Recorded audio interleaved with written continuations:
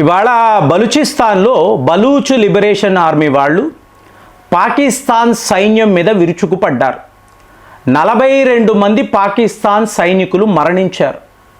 So మీరు main stream మీడియాను చూశారనుకోండి, ఎప్పుడు ఇదేనా? ఎప్పుడు అమెరికా ఇరాన్ వార్ అంటారు, పాకిస్తాన్లో ఇలా సైనికుల ప్రాణాలు ఇలా పోతూ ఉంటే ఏంటంటే అర్థం? పాకిస్తాన్ వాడేమంటాడు, ఇదంతా భారత్ చేసే పనే, సో మమ్మల్ని కావాలనేసే ఇలాగ వాళ్ళు ఇబ్బంది పెడుతున్నారు, ఇది హిందూ తీవ్రవాదము, ఇలాంటివి మాట్లాడుతూ ఉంటాడు. కానీ వాడు ఏం చేస్తాడో ఈ వీడియోలో మాట్లాడామనుకోండి, ఎంత ఘోరంగా ఉందంటూ చూడండి. మీకు బీహార్ వద్ద ఒక మహిళను మొన్న పట్టుకున్నారండి. అంటే అన్లాఫుల్ యాక్టివిటీస్ ప్రివెన్షన్ యాక్ట్ అని చెప్తారు. దీని కింద వీళ్ళు పట్టుకున్నారు. ఇవాళ మీకు తెలుసో తెలియదో పోయిన వీడియోలో కూడా మాట్లాడాను, భారత్ రష్యా యొక్క ఈ ఇంటెలిజెన్స్ షేరింగ్ అనేది హయ్యెస్ట్ లెవెల్లో ఉందండి. మీకు ఎలా చెప్పాలంటే, పోయినసారి ఎలక్షన్స్లో ఇండియా అనే గ్రూప్ని చూసారా, వాళ్ళకి వెస్టర్న్ కంట్రీస్ ముఖ్యంగా అమెరికాలో ఎవరెవరు ఫండింగ్ చేస్తున్నారు, ఎంతెంత అమౌంట్ ఇస్తున్నారో ఈ వివరాలు రష్యా వాళ్ళే మనకు ఇచ్చారు. సో ఇవాళ రా కేజీబీ, సో వీళ్ళ యొక్క ఇంటెలిజెన్స్ షేరింగ్ ప్రకారం చూసారనుకోండి, ఈ మహిళ చాలా చాలా సీక్రెట్గా కొంత మొత్తాన్ని పాకిస్తాన్కు పంపిస్తుంది. బబితా దాకర్, అదేంటండి హిందూ మహిళ పేరులా ఉందంటే అవును, ఈవిడ 100% హిందూ మహిళ. ఈవిడకి వివాహము చేశారు, నెల రోజులు మాత్రమే భర్తతో ఈవిడ ఉండగలిగింది, మళ్ళీ అమ్మా నాన్నల వద్దకు వచ్చేసింది. సో ఇప్పుడు అక్కడికి వెళ్ళి అడిగారు భర్తను, ఎందుకయ్యా నెల రోజులే ఏంటి అంత తప్పేం చేసింది మా అమ్మాయి అంటే, ఎప్పుడు ఆన్లైన్లోనే ఉంటుందండి, ఎప్పుడు ఆ ఫోన్ పట్టుకొనే ఉంటుంది, రాత్రి 1 గంట దాకా ఆ సిస్టమ్ ముందరే కూర్చొని ఉంటే ఏమైపోతుంది, అడిగితే మా మీద అరవడం, పెద్ద గొడవ చేయడం, నేను వెళ్ళిపోతాను వెళ్ళిపో అన్నాం.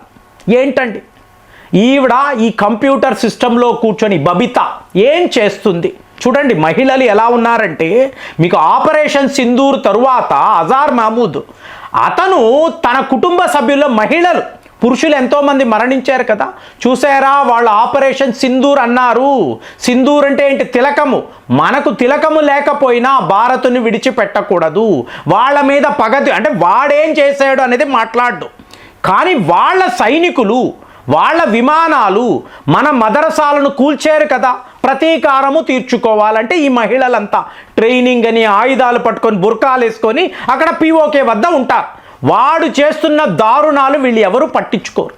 సరేనండి, వాళ్ళందరూ ముస్లిం మహిళలు, వాళ్ళ జాతి కోసం అనుకోవచ్చు. ఇక్కడ బబితా మేడం, సో ఈవిడ ఈ సిస్టమ్ ముందు ఏం చేస్తుంది అంటే, మీకు జైషీ మహమ్మద్, లష్కరీ తైబా ఇలాంటి తీవ్రవాద సంస్థలకు సంబంధించిన నాయకులతో ఏదో ఒక రకంగా సంప్రదింపులు పెంచుకొని ఇవిడ ఏం చేస్తుంది, సో ఇప్పుడు వాళ్ళతో చాటింగ్ చేయడం.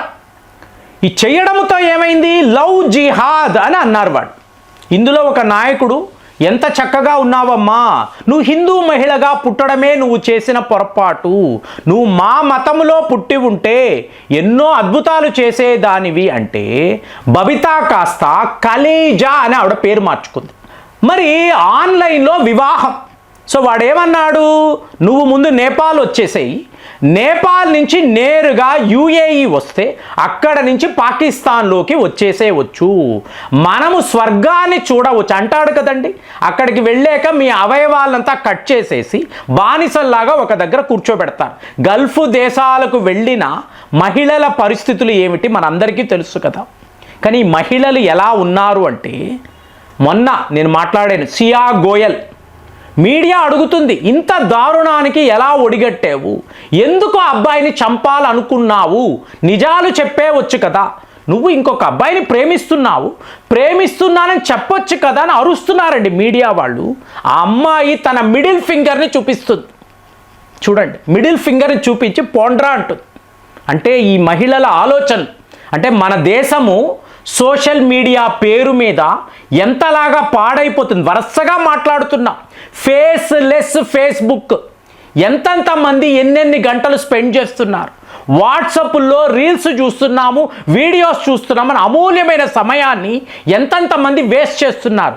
అలాగే వీళ్ళ మైండ్ ఏ లెవెల్లో కరప్ట్ అయిపోతుందంటే హిందూ మహిళలు, హిందూ మతము ఒట్టి వేస్ట్, ఇస్లాం మతం చాలా చాలా బాగుంది, అక్కడ వాళ్ళు చాలా పెద్ద లెవెల్లో తమ జాతి కోసము, తమ ప్రజల కోసము ఇన్నిన్ని త్యాగాలు చేస్తున్నారు, ఇందులో నేను కూడా కలవాలి. ఐఎస్ అన్నప్పుడు కేరళ నుంచి ఎంతెంతమంది మహిళలు వెళ్ళారండి, ఏమి సాధించారు అంటే మానభంగాలు. వివాహము పేరు మీద 10 మంది 15 మంది వీళ్ళని మానభంగాలు చేశారు, వెనక్కి రాలేరు, అక్కడ బతకలేరు. సో ఇలాంటి కళ్ళబొల్లి కబుర్లు చెప్పే వాళ్ళ మాటలు విని నమ్మి వీళ్ళ జీవితాలను పోగొట్టుకోవడం.